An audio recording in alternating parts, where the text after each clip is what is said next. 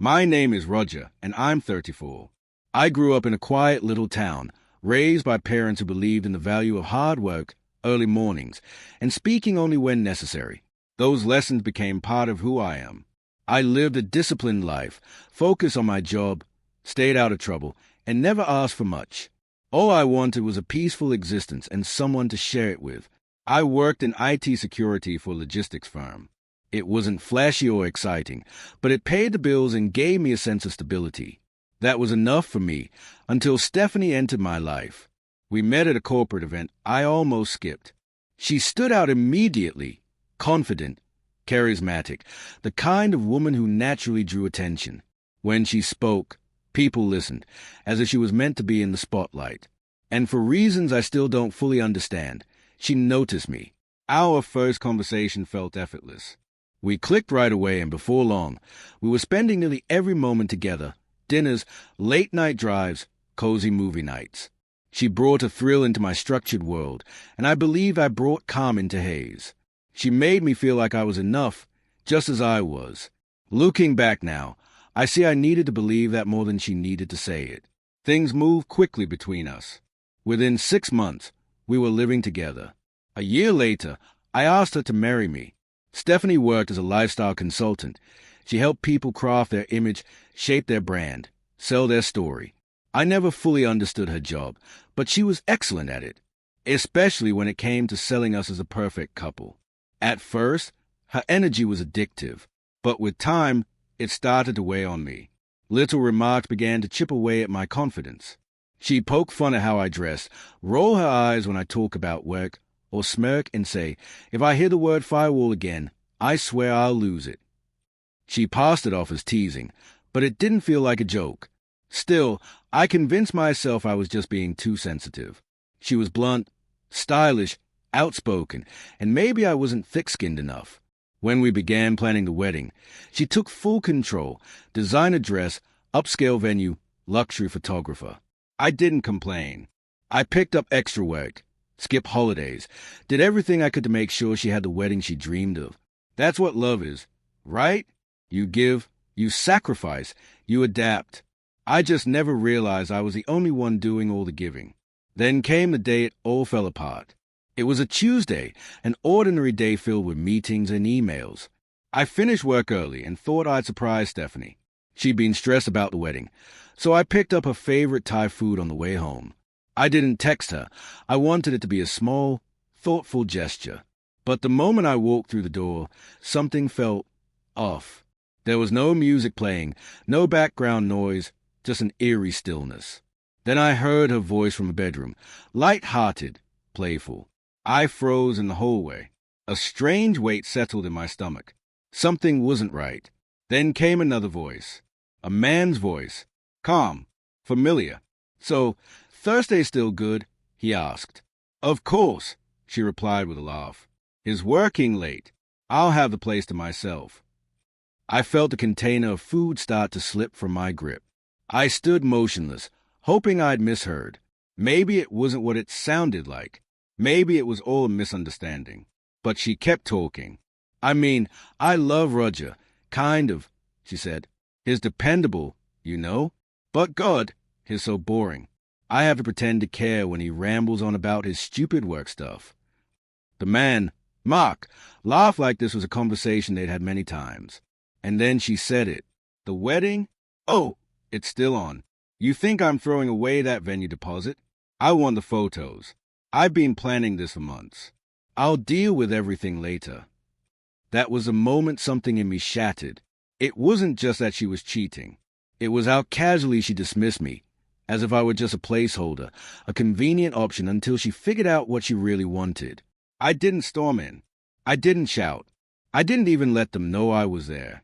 Instead, my hands trembling, I reached into my pocket, pulled out my phone, and hit record. She kept talking, laughing about a hotel suite, top-shelf wine, and a perfect evening, all paid for by me. She made it sound like I was some kind of joke, a fool financing her fantasy. I let the recording run for another minute before slipping the phone back into my pocket. Then, as quietly as I had come, I turned and walked out. By the time I got to my car, The food was still in my hands. I sat in the driver's seat, staring blankly at the dashboard. I couldn't move, couldn't think. I just sat there, numb, letting silence fill the car while my entire world collapsed. That was a moment everything changed, not during a screaming match, not during some big dramatic confrontation, but right there, in my car, holding dinner for someone who had just admitted I meant nothing to her. I didn't confront her immediately. I knew if I came at her then, she'd spin it. She'd cry, shift blame, turn it into my fault. I didn't want to fight. I wanted the truth to strike where it would hurt. So I stayed quiet.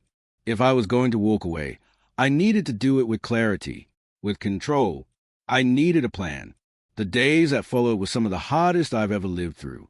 I kept up appearances, went to work, came home, greeted Stephanie with a kiss on the cheek as if everything was normal. But inside, I was unraveling. Every shared glance, every casual conversation felt like a scene from a play we were both pretending to enjoy. While she smiled and carried on, I was quietly collecting proof, recordings, call logs, screenshots, even checking her calendar. Turns out, her secret meetings with Mark weren't just happening on Thursdays. They were more frequent than I'd realized. Eventually, I confided in my friend Kevin, someone who had once walked a similar path. He looked me dead in the eye and said something I'll never forget. "You don't owe her your silence." That was the moment everything clicked. Stephanie had organized an elaborate engagement party, a lavish rooftop event, complete with catering, professional photography, lights, and a guest list packed with influencers and family alike. For her, it wasn't just a celebration. It was a production, another highlight reel moment to show off the perfect love story she was curating online. She'd even posted one of our engagement photos with the caption, "The next chapter forever." I hadn't said much at the time. I let her run the show. But now, that party had a new purpose. She thought it would be her grand moment. I was going to make it mine. I showed up late on purpose. By then, she was already mingling, glass of wine in hand, flashing her polished smile, dressed in a sleek black gown and her signature red lipstick. She looked radiant, every bit the woman in control of the narrative. The music was loud, the laughter louder, but everything seemed to slow down when I walked in. I wasn't dressed like the rest of them. No suit, no fancy shoes.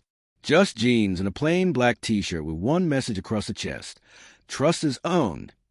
Her smile faltered the second she saw me. "Roger, what are you wearing?"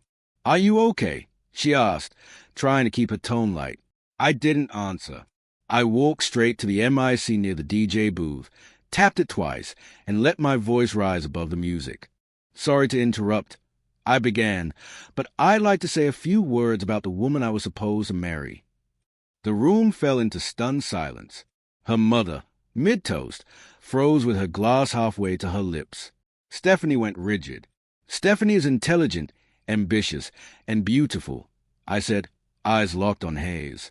"And she's also been having an affair with a guy named Mark for months." A collective gasp rippled through the crowd. I pulled out my phone, hit play, and let her recorded words echo through the venue. The suite was incredible. The wine, the view, perfect. And the best part? Roger paid for it all. The reaction was instant. Shocked faces, murmurs, someone knocking over a drink. Stephanie rushed toward me, panic flashing in her eyes. "Turn it off. What are you doing?" But I didn't flinch. "What you never did," I replied, telling the truth. I turned to the guests. "There's no wedding, no engagement, just lies. Thank you for being here tonight. I'm sorry you had to find out this way." Then I walked out. The fallout came fast. My phone blew up with her calls and messages. At first, she begged, long messages filled with excuses. "You misunderstood. It wasn't serious. I was just stressed about the wedding." Then came the emotional manipulation. "I was only joking. You know me better than that." When I stayed silent, her tone changed. Her voicemails turned sharp, furious. "You embarrassed me in front of everyone. You destroyed everything. You're cruel and spiteful." The shift from guilt to blame happened so fast it left my head spinning. I blocked her number, changed the locks, updated every password, account, and security settings she might have had access to. I wasn't giving her another ounce of control over my life. And it hit her hard. Her perfect image, the one she curated so carefully, began to crumble. Clients pulled their contracts. Her own business partner reached out with a message I didn't expect. You did what most people only dream of doing. You expose her for who she really is. Even her sister admitted, I always had a feeling something wasn't right. I'm sorry you had to go through this. But I didn't do it for revenge. I did it because the truth needed to matter. I had spent so long shrinking myself to fit into her world, trying to be worthy of someone who never saw me as enough. That night, I stopped apologizing for existing. I reclaimed my voice. And for once, she had to deal with the fallout without a filter, without edits, without an admiring audience clapping for her curated life. Just silence. It's been 6 months since that night. Do I miss her? Not really. Maybe I miss who I thought she was, the version I convinced myself was real. But the reality is, I was in love with the idea of us, not the woman who stood beside me. I heard she tried to make things work with Mark, but it didn't last. He was never the commitment type. No shock there. As for me, I sleep soundly now. I laugh more. I don't second-guess myself when I talk about what I do or show up in my old Civic. Dating isn't on my radar right now. I'm learning to trust myself again. That's what I'm focused on. If there's one thing this whole mess taught me, it's this: listen to your gut when something feels wrong. Pay attention to the quiet moments. And always remember, the way someone talks about you when they think you're not listening, that's who they really are. Because love isn't built on big gestures or Instagram likes. It's built on respect.